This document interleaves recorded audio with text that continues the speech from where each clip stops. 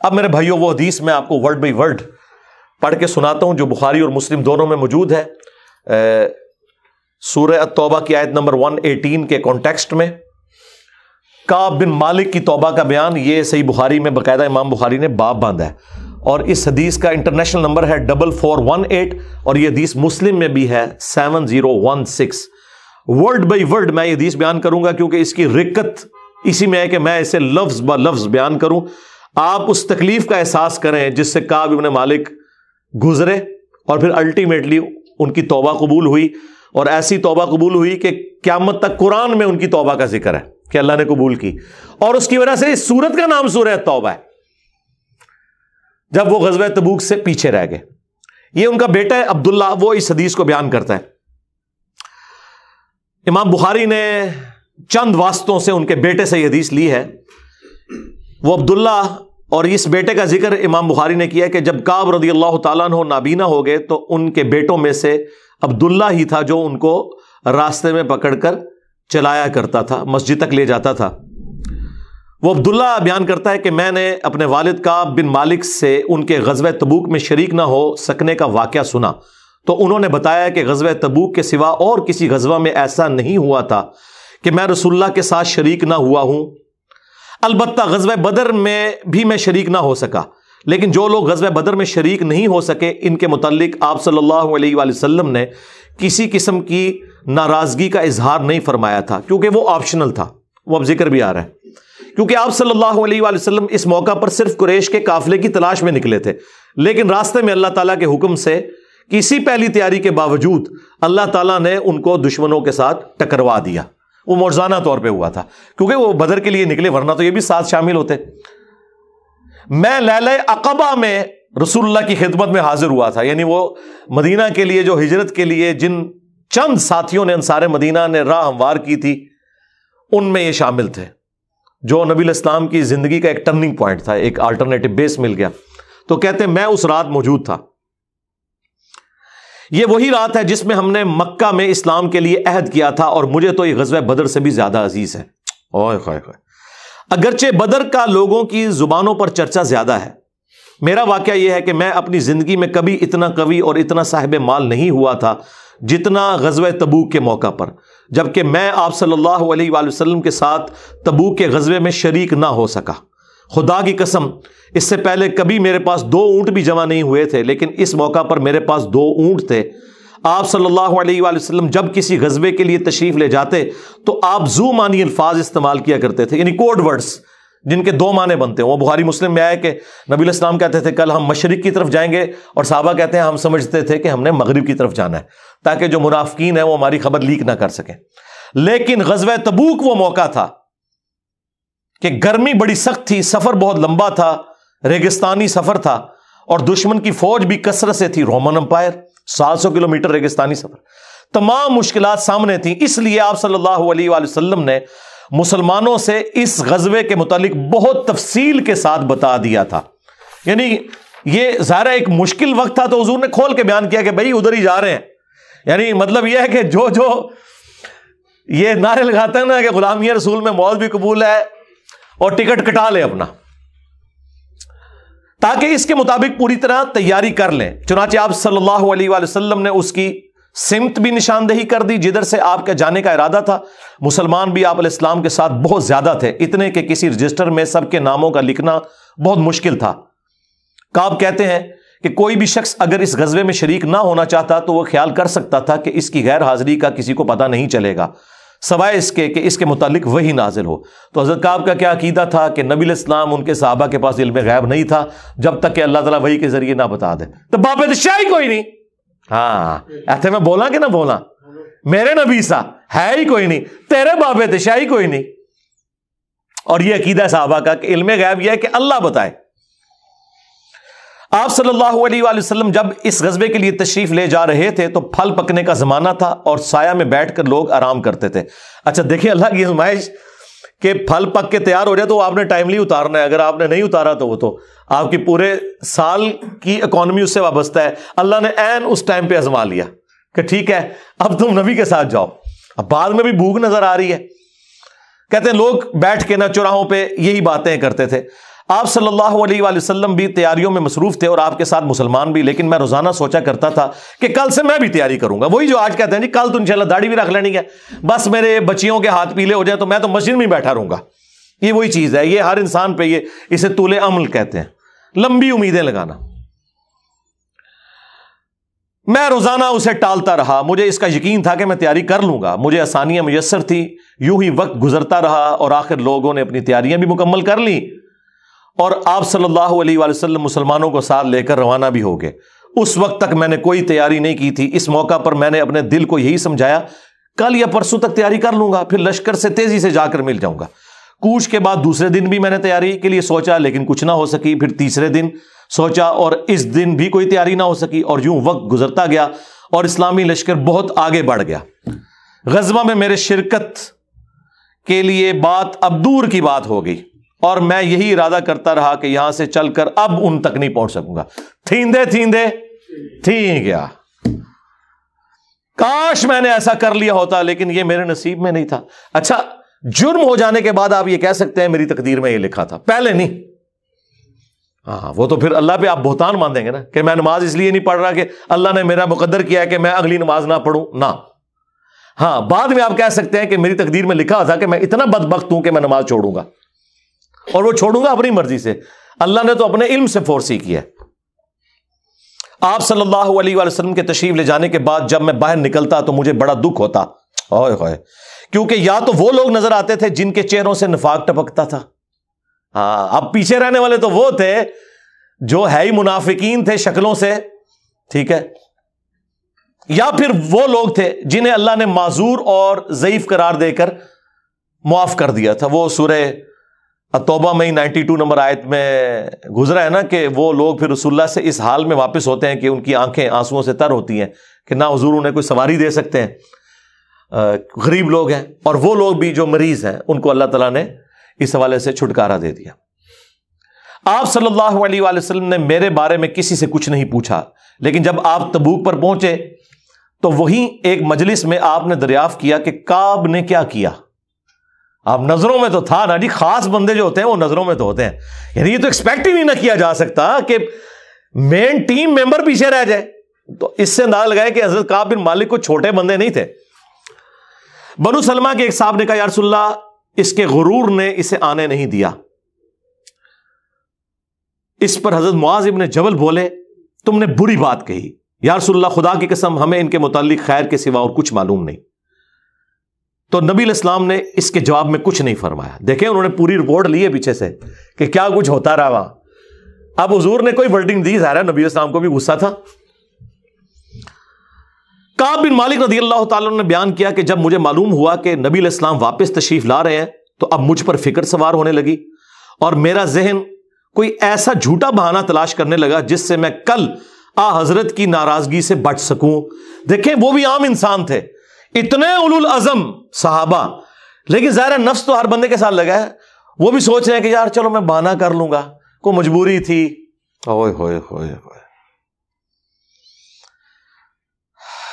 اپنے گھر کے ہر عقل مند آدمی سے اس کے متعلق میں نے مشورہ بھی کی، لیکن جب مجھے معلوم ہوا کہ نبی علیہ السلام مدینے سے بالکل قریب آ چکے ہیں تو غلط خیالات میرے ذہن سے بالکل نکل گئے اور مجھے یقین ہو گیا کہ اس معاملے میں جھوٹ بول کر اپنے آپ کو کسی طرح محفوظ نہیں کر سکتا. چنانچہ میں نے سچی بات کہنے کا پختہ ارادہ کر لیا. صبح کے وقت حضرت جب تشریف لائے تو آپ صلی اللہ علیہ وآلہ وسلم جب کسی سفر سے واپس آتے تھے تو آپ کی یہ مبارک عادت تھی کہ پہلے مسجد میں تشریف لے جا کر 2 رکعت نوافل پڑھتے، پھر لوگوں کے ساتھ مجلس میں بیٹھتے. جب آپ اس عمل سے فارغ ہو چکے تو آپ کی خدمت میں لوگ آنے لگے جو غزوہ میں شریک نہیں ہوئے تھے اور قسم کھا کھا کر اپنے عذر بیان کرنے لگے، اور ایسے لوگوں کی تعداد 80 کے قریب تھی. یعنی 80 لوگ ایسے تھے جو جھوٹے بہانے لگا رہے تھے. آپ صلی اللہ علیہ وآلہ وسلم نے ان کے ظاہر کو قبول فرما لیا اور ان سے دوبارہ سے عہد بھی لے لیا، ان کے لیے دعائے مغفرت بھی کی. دیکھو جی، آپ لوگ تو کہتے ہیں کوئی بزرگ دعا کر دے، حضور نے بھی دعائے مغفرت کر دی ہے، لیکن اللہ نے کراس پھیر دیا ہے. ہاں یہ ذہن میں رکھیں. آپ نے بہانہ بھی قبول کر لیا، دوبارہ سے بیعت بھی کر لی، چلو تجدید عہد بھی ہو گیا جی. اگر بیعت ٹوٹ گئی تو دوبارہ ہو گئی، اور دعا بھی کر دی اور ان کے باطن کو اللہ کے سپرد کر دیا. کیا بات ہے جی. یہ میرے نبی کا ہی جگر ہے جی، شکلوں سے بھی پہچان لیا ہے، صحابہ اگر پہچان ہے کا باطن کا معاملہ اللہ جانے، اس کے بندے جانے۔ اس کے بعد میں حاضر ہوا، میں نے سلام کیا تو آپ علیہ السلام مسکرائے، آپ کی مسکراہٹ میں ناراضگی تھی۔ آپ نے فرمایا آؤ، میں چند قدم چل کر آپ کے سامنے بیٹھ گیا۔ آپ نے مجھ سے دریافت کیا کہ تم غزوہ میں کیوں شریک نہیں ہوئے، کیا تم نے کوئی سواری نہیں خریدی تھی؟ میں نے عرض کیا میرے پاس سواری موجود تھی، اللہ کی قسم اگر میں آپ کے سوا کسی دنیا دار شخص کے سامنے آج بیٹھا ہوتا تو کوئی نہ کوئی بہانہ کر لیتا اور اس کی ناراضگی سے بچ جاتا۔ مجھے خوبصورتی کے ساتھ گفتگو کا سلیقہ بھی معلوم ہے، لیکن اللہ کی قسم مجھے یقین ہے کہ اگر آج میں آپ کے سامنے کوئی جھوٹا بہانہ کر بھی دوں اور آپ راضی بھی ہو جائیں تو بہت جلد اللہ تعالیٰ آپ کو مجھ سے ناراض کر دے گا، کیونکہ میں بظاہر تو بہانہ کروں گا لیکن اللہ تو وہی کے ذریعے آپ کو بتا دے گا یہ جھوٹ بول رہا ہے۔ اس کی بجائے اگر میں آپ سے سچی بات کروں تو یقیناً آپ کو میری طرف سے ناراضگی تو ہوگی، لیکن اللہ سے مجھے امید ہے کہ وہ مجھے معاف کر دے گا۔ خدا کی قسم مجھے کوئی عذر نہیں تھا، اللہ کی قسم اس وقت سے پہلے میں کبھی اتنا آسودہ حال نہیں تھا، اور پھر بھی میں آپ کے ساتھ شریک نہ ہو سکا۔ نبی علیہ السلام نے فرمایا کہ اس نے سچی بات بتا دی، اچھا اب جاؤ یہاں تک کہ اللہ تمہارے بارے میں خود ہی کوئی فیصلہ کرے۔ میں اٹھ گیا اور میرے پیچھے بنو سلمہ کے کچھ لوگ بھی دوڑے آئے اور مجھ سے کہنے لگے اللہ کی قسم ہمیں تمہارے متعلق یہ معلوم نہیں تھا کہ اس سے پہلے تم نے کوئی گناہ کیا ہو، تم نے تو بڑی غلطی کی۔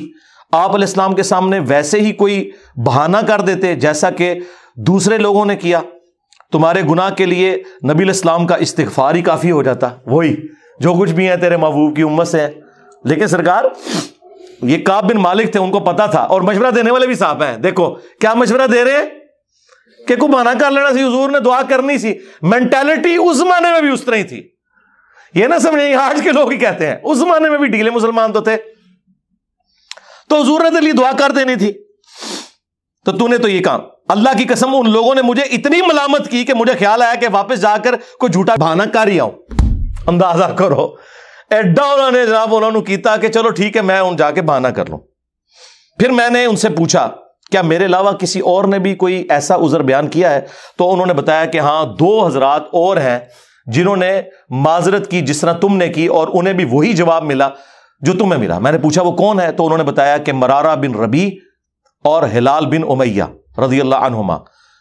ان 2 ایسے صحابہ کا نام انہوں نے لے دیا جو صالح تھے اور اصحاب بدر بھی تھے، ان کا طرز عمل میرے لیے نمونہ بن گیا۔ انہوں نے کہا اگر یہ 2 بدری صحابی بھی ان کے ساتھ بھی یہی کچھ ہوا ہے نا تو میں اچھے لوگوں کی فہرست میں اب شامل ہو جاؤں، میں اب پکا رہوں۔ ان کا طرز عمل میرے لیے نمونہ بن گیا۔ چنانچہ انہوں نے جب ان بزرگوں کا نام لیا تو میں اپنے گھر چلا آیا۔ آپ علیہ السلام نے لوگوں کو ہم سے بات چیت کرنے سے ممانعت کر دی۔ لو جی سوشل بائیکاٹ ہو گیا۔ اللہ اکبر۔ بہت سے لوگ جو غزوے میں شریک نہیں ہوئے تھے ان میں سے صرف ہم 3 تھے، لوگ ہم سے الگ رہنے لگے اور سب لوگ بدل گئے۔ ایسا نظر آتا تھا کہ ہم سے ساری دنیا بدل گئی ہے، ہمارا اس سے کوئی واسطہ ہی نہیں۔ 50 دن تک ہم اسی حال میں رہے۔ میرے 2 ساتھیوں نے تو اپنے گھروں سے نکلنا ہی چھوڑ دیا، ہر وقت روتے رہتے تھے، لیکن میرے اندر ہمت تھی، میں باہر نکلتا تھا، مسلمانوں کے ساتھ نماز میں بھی شریک ہوتا تھا اور بازاروں میں بھی گھومتا تھا، لیکن کوئی شخص مجھ سے بولتا نہیں تھا۔ میں نبی علیہ السلام کی خدمت میں بھی حاضر ہوتا، آپ کو سلام بھی کرتا۔ جب آپ نماز کے بعد مجلس میں بیٹھتے تو میں اس کی جستجو میں لگا رہتا کہ دیکھوں سلام کا جواب دیتے ہیں یا نہیں، اور میری نظر حضور کے ہونٹوں کی طرف ہوتی کہ جواب میں ہلے یا نہیں۔ کنکھیوں سے دیکھتے رہتے، اب حضور جواب بھی نہیں دے رہے۔ پھر میں کوشش کرتا کہ آپ کے قریب ہی نماز پڑھوں، اور میں آپ کو کنکھیوں سے دیکھتا رہتا ایسے کر کے۔ جب میں اپنی نماز میں مشغول ہو جاتا تو رسول اللہ میری طرف دیکھتے، لیکن جو ہی میں آپ کی طرف دیکھتا تو آپ رخ انور پھیر لیتے۔ ظاہر ہے حضور کو بھی تو محبت تھی اپنے صحاب کے ساتھ، حضور دیکھتے تھے، وہ جب یعنی اپنی ناراضگی کا اظہار وہ اگر نماز میں بھی حضور کی طرف دیکھ رہے ہیں تو حضور چہرہ انور پھیر لیتے۔ تو میں ایک دن ابو قتادہ کے باغ کی دیوار پر چڑھ گیا، وہ میرے چچا زاد بھائی تھے اور مجھے ان سے بہت گہرا تعلق تھا۔ میں نے انہیں سلام کیا، لیکن اللہ کی قسم انہوں نے بھی میرے سلام کا جواب نہیں دیا۔ میں نے کہا ابو قتادہ تمہیں اللہ کی قسم کیا تم نہیں جانتے کہ اللہ اور اس کا رسول سے مجھے کتنی محبت ہے؟ انہوں نے کوئی جواب نہیں دیا. میں نے دوبارہ ان سے یہی سوال کیا, اللہ کی قسم دے کر پوچھا, لیکن وہ پھر بھی خاموش رہے. میں نے پھر اللہ کا واسطہ دے کر ان سے سوال کیا. اس مرتبہ انہوں نے صرف اتنا کہا, اللہ اور اس کا رسول زیادہ بہتر جانتے ہیں. دیکھیں جی اس بات کا جواب انہوں نے کہا, بھائی اللہ کے نبی نے منع کیا ہے, اب بائی کاٹ ہے تیرا. اللہ اکبر. اس پر میرے آنسو پھوٹ پڑے. میں واپس چلا آیا اور دیوار پر چڑھ کر نیچے باہر اترا. پھر وہ بیان کرتے ہیں کہ ایک دن مدینہ کے بازار میں جا رہا تھا کہ شام کا ایک کاشتکار جو کہ غلہ بیچنے مدینہ آیا تھا پوچھ رہا تھا کعب بن مالک کہاں رہتے ہیں. لوگوں نے میری طرف اشارہ کیا, وہ میرے پاس آیا اور غسان جو بادشاہ تھا رومن امپائر کا, اس کا ایک خط مجھے دیا. وہ جو اس کا ایک سمجھ لیں چھوٹی چھوٹی جو امپائر کے اندر بنی ہوئی تھی ان میں سے ایک کا وہ گورنر تھا. اس خط میں لکھا تھا کہ مجھے معلوم ہوا ہے کہ تمہارے صاحب یعنی رسول اللہ صلی اللہ علیہ وآلہ وسلم نے تمہارے ساتھ زیادتی کی ہے, نعوذ باللہ. اللہ نے تمہیں کوئی ذلیل ہونے کے لیے پیدا تو نہیں کیا کہ تمہارا حق ضائع کیا جائے. تم ہمارے پاس آ جاؤ, ہم تمہارے ساتھ بہتر سلوک کریں گے. یعنی دشمن کی فوج کے ہیڈ کی طرف سے خط آیا. جب میں نے یہ خط پڑھا تو میں نے کہا کہ ایک اور امتحان آ گیا. اچھا جی سرکار, ایک خط کسی اور کو لایا ہو کہ جی اے دیکھ لو یا رسول اللہ منو تے بڑی آفر جے. یہاں لوگ دنیا دار لوگ ہی کرتے ہیں نا جی, مجھے فلاں جگہ سے آفر ہو رہی ہے. لیکن جو اہل ایمان ہے وہ تو کہتے ہیں کہ یار میں اس لیول پہ گر گیا ہوں کہ اب کافر بھی مجھے بلا رہے ہیں. انہوں نے یہ رزلٹ نکالا, چونکہ مومن تھے نا. میں نے اس خط کو تندور میں جلا دیا. ان 50 دنوں میں سے جب 40 دن گزر گئے تو نبی علیہ السلام کا ایلچی میرے پاس آیا اور اس نے کہا کہ رسول اللہ نے حکم دیا ہے کہ اپنی بیوی کے قریب نہ جاؤ. میں نے پوچھا میں اسے طلاق دے دوں یا پھر مجھے کیا کرنا ہے؟ تو انہوں نے کہا نہیں, طلاق نہیں دینی, صرف جدا ہو جاؤ. میرے دونوں ساتھیوں کو جنہوں نے میری طرح معذرت کی تھی یہی حکم ملا. میں نے اپنی بیوی سے کہا کہ اپنے میکے چلی جاؤ, اس وقت تک وہیں رہو جب تک کہ اللہ تعالیٰ اس معاملے کا کوئی فیصلہ نہ کر دے. کعب کہتے ہیں کہ ہلال بن امیہ کی بیوی رسول اللہ کی خدمت میں حاضر ہوئی اور عرض کیا یا رسول اللہ وہ تو بہت بوڑھے اور کمزور ہیں, ان کے پاس کوئی خادم بھی نہیں, کیا اگر میں ان کی خدمت کر دیا کروں تو آپ ناپسند تو نہیں فرمائیں گے؟ بیوی دیکھو جی, بیوی خامد کو کچھ سمجھ نہیں رہی, رسول اللہ سے جا کے پوچھ رہی ہے صلی اللہ علیہ وسلم. تو نبی الاسلام نے فرمایا صرف وہ تم سے صحبت نہ کریں. انہوں نے عرض کیا اللہ کی قسم وہ تو کسی چیز کے لیے حرکت ہی نہیں کر رہے. جب سے آپ ان سے ناراض ہوئے ہیں وہ دن اور آج کا دن ان کے آنسو تھمنے میں نہیں آتے. میرے گھر کے بعض لوگوں نے کہا کہ جس طرح ہلال بن امیہ کی بیوی نے ان کے لیے اجازت لے لی تو آپ بھی جا کے اجازت لے لیں. اب دیکھیں لوگ مشورے دے رہے ہیں. میں نے کہا خدا کی قسم میں اس کے لیے رسول اللہ سے اجازت نہیں لوں گا. میں جوان ہوں, معلوم نہیں جب اجازت لینے جاؤں تو حضور کیا فرما دیں. ان کو یہ بھی خطرہ تھا کہ میں یہ جاؤں تو یہ نہ ہو کہ حضور اور ناراض ہو جائیں, اگر کوئی چانس بھی ہے نا بچنے کے تو وہ بھی ختم ہو جائے. دیکھیں نہیں کتنا گاڈ اورینٹڈ بندہ ہے جی, اللہ اکبر. اس طرح 10 دن اور گزر گئے. جب رسول اللہ صلی اللہ علیہ وآلہ وسلم نے ہمیں بات چیت کرنے کی ممانعت فرمائی تھی, اس کو 50 دن پورے ہو گئے. 50ویں رات کی صبح کو جب میں فجر کی نماز پڑھ چکا اور اپنے گھر کی چھت پر بیٹھا ہوا تھا, اس طرح جیسا کہ اللہ تعالیٰ نے ذکر کیا وہ ہم آیت پڑھ چکے ہیں, سورہ توبہ کی آیت نمبر 118, جس میں تھا نا کہ زمین وسعت کے باوجود تنگ ہو گئی اور ان کا دم گھٹنے والا تھا. میرا دم گھٹ رہا تھا, زمین اپنی تمام وسعتوں کے باوجود میرے لیے تنگ ہوتی جا رہی تھی. میں نے ایک پکارنے والے کی پکار سنی جو سلع کی پہاڑی پر چڑھ کر بلند آواز سے کہہ رہا تھا اے کعب بن مالک تمہیں بشارت ہو, اے کعب بن مالک تمہیں بشارت ہو. انہوں نے بیان کیا کہ یہ سنتے ہی میں سجدے میں گر پڑا اور مجھے یقین ہو گیا کہ اب اللہ کی طرف سے فراخی ہو جائے گی. فجر کی نماز کے بعد رسول اللہ صلی اللہ علیہ وآلہ وسلم نے اللہ کی بارگاہ میں ہماری توبہ کی قبولیت کا اعلان کر دیا. لوگ میرے پاس بشارت دینے کے لیے آنے لگے اور میرے 2 ساتھیوں کو بھی جا کر بشارت دی. ایک صاحب زبیر بن عوام اپنا گھوڑا دوڑاتے ہوئے آئے. ادھر قبیلہ اسلم کے ایک صحابی نے پہاڑی پر چڑھ کر آواز دی اور وہ آواز گھوڑے سے زیادہ تیز تھی. جن صحابی نے پہاڑی سے آواز دی تھی جب وہ میرے پاس بشارت دینے آئے تو میں نے اپنے دونوں کپڑے اتار کر بشارت کی خوشی میں انہیں دے دیے. اللہ کی قسم اس وقت ان 2 کپڑوں کے سوا دینے کے لیے میرے پاس اور کچھ نہ تھا. پھر میں نے ابو قتادہ سے 2 کپڑے ادھارے مانگے اور رسول اللہ کی خدمت میں حاضر ہوا. جوگ در جوگ لوگ مجھ سے ملاقات کرتے جا رہے تھے اور مجھے توبہ کی قبولیت پر بشارت دیتے جا رہے تھے۔ اللہ کی بارگاہ میں توبہ کی قبولیت مبارک ہو۔ کعب رضی اللہ تعالیٰ عنہ بیان کرتے ہیں کہ آخر میں مسجد میں داخل ہوا تو رسول اللہ صلی اللہ علیہ وآلہ وسلم تشریف رکھتے تھے، چاروں طرف صحابہ کا مجمع تھا۔ طلحہ بن عبید اللہ دوڑ کر میری طرف آئے اور مجھ سے مصافحہ کیا اور مبارکباد دی۔ اللہ کی قسم وہاں موجود مہاجرین میں سے کوئی شخص بھی میرے آنے پر کھڑا نہ ہوا۔ طلحہ رضی اللہ تعالیٰ عنہ کا یہ احسان میں کبھی نہیں بھولوں گا کہ انہوں نے کھڑے ہو کر میرا استقبال کیا۔ جب میں نے رسول اللہ کو سلام کیا تو آپ علیہ السلام کا چہرہ مبارک خوشی اور مسرت سے دمک اٹھا۔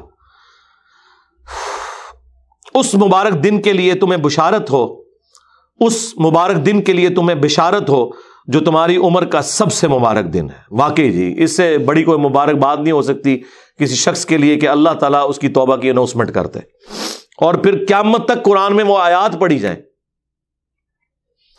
انہوں نے بیان کیا کہ میں نے عرض کیا یا رسول اللہ یہ بشارت آپ کی طرف سے ہے یا اللہ کی طرف سے؟ فرمایا نہیں، اللہ کی طرف سے۔ اور نبی علیہ السلام جب کسی بات پر خوش ہوتے تو چہرہ مبارک روشن ہو جاتا تھا، ایسے جیسے چاند کا ٹکڑا ہو۔ آپ کی مسرت ہم چہرہ مبارک سے سمجھ جاتے تھے۔